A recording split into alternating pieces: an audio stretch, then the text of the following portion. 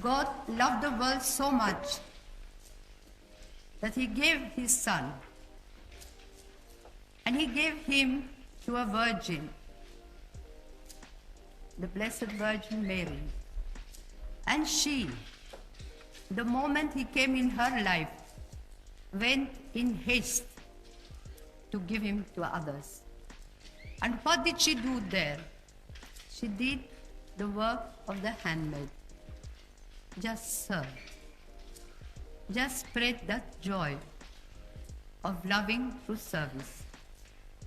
And Jesus Christ loved you and loved me, and he gave his life for us. And as if that was not enough for him, he kept on saying, love as I have loved you, as I love you now. And how do we have to love? To love in the giving. For he gave his life for us. And he keeps on giving. And he keeps on giving right here, everywhere, in our own lives and in the lives of others. It was not enough for him to die for us. He wanted that we love one another, that we see him in each other. That's why he said, blessed are the clean of heart, for they shall see God. And to make sure that we understand what he means, he said that the hour of death, we are going to be judged on what we have been to the poor, to the hungry, the naked, the homeless. And he makes himself that hungry one, that naked one, that homeless one, not only hungry for bread, but hungry for love. Not only naked for a piece of cloth, but naked with of that human dignity. Not only homeless for a room to live, but homeless for that being forgotten, being unloved, uncared, being nobody to nobody, having forgotten what is human love, what is human touch, what is to be loved by somebody. And he says, whatever you did to the least of these my brethren, you did it to me. It is so beautiful for us to become holy through this love. For holiness is not the luxury of the few. It is a simple duty for each one of us. And through this love, we can become holy. Through this love for one another. And today, when I have received this award, I personally am most unworthy. And I, having a vow of poverty, to be able to understand the poor, I choose the poverty of our poor people. But I am grateful and I'm very happy to receive it in the name of the hungry, of the naked, of the homeless, of the crippled, of the blind, of the lepers, of all those people who feel unwanted, unloved, uncared, throwaway of the society, people who have become a burden to the society and are shunned by everybody. In their name, I accept the award. And I'm sure this award is going to bring an understanding love between the rich and the poor. And this is what Jesus has insisted so much.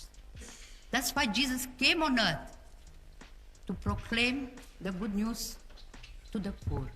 And through this award, and through all of us gathered here together, we are wanting to proclaim the good news to the poor, that God loves them, that we love them, that they are somebody to us, that they too have been created by the same loving hand of God, to love and to be loved.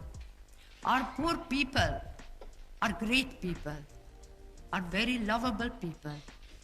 They don't need our pity and sympathy. They need our understanding love. They need our respect. They need that we treat them with dignity.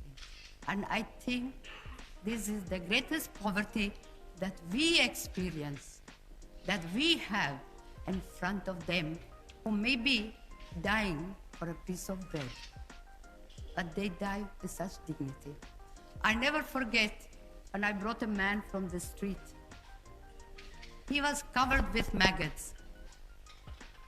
His face was the only place that was clean.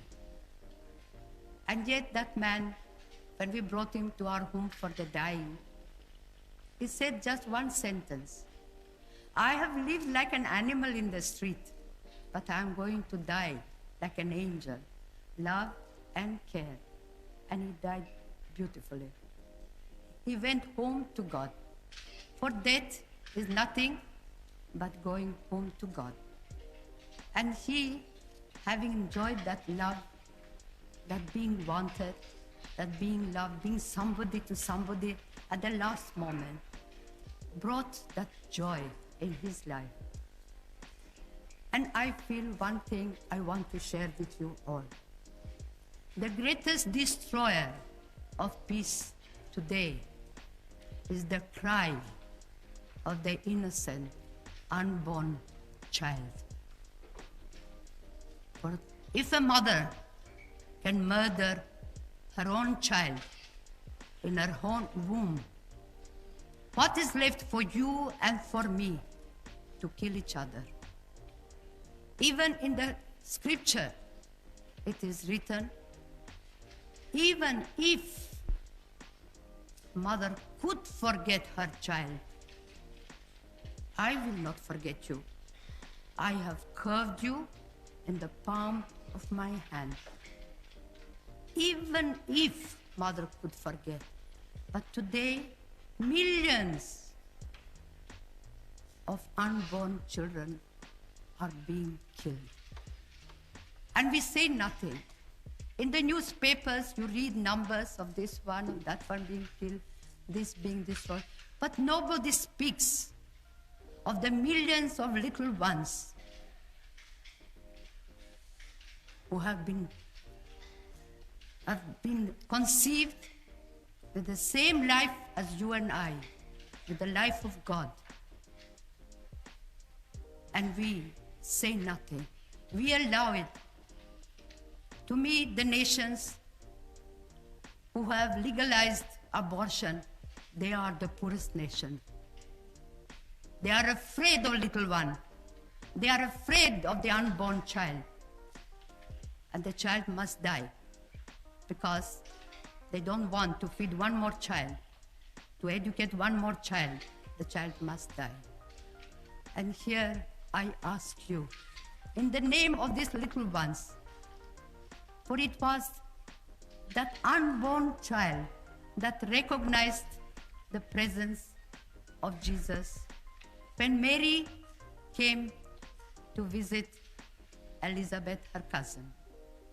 As we read in the gospel, the moment Mary came into the house, the little one in the womb of his mother leaped with joy, recognized the Prince of Peace. And so today, let us here make a strong resolution. We are going to save every little child, every unborn child, give them a chance to be born. And what we are doing, we are fighting abortion by adoption. And the good God has blessed the work so beautifully that we are saved thousands of children, and thousands of children have found a home where they are loved, they are wanted, they are cared. We have brought so much joy in the homes that there was not a child. And so today I ask, since His Majesty is here, and before you all who come from different countries, let us all pray that we have the courage to stand by the unborn child and give the child an opportunity to love and to be loved. And I think with God's grace, we will be able to bring peace in the world. We have an opportunity. Here in Norway, you are, with God's blessing, you are well-to-do. But I'm sure in the families, in many of our homes, maybe we are not hungry for a piece of bread, but maybe there is somebody there in the family who is unwanted, unloved, uncared, forgotten. There is the love. Love begins at home. And love to be true has to hurt. I'll never forget the little child who taught me a very beautiful lesson. They heard in Calcutta, the children, that Mother Teresa has no sugar for her children. And this little one, Hindu boy, 4 years old, he went home and he told his parents, I will not eat sugar for 3 days. I will give my sugar to Mother Teresa. How much a little child can eat? After 3 days, they brought him to our house. And there was this little one who could scarcely pronounce my name. He loved with great love. He loved until it hurt. And this is what I bring before you. To love one another until it hurts. But don't forget that there are many children, many men and women who haven't got what you have. And remember to love them until it hurts.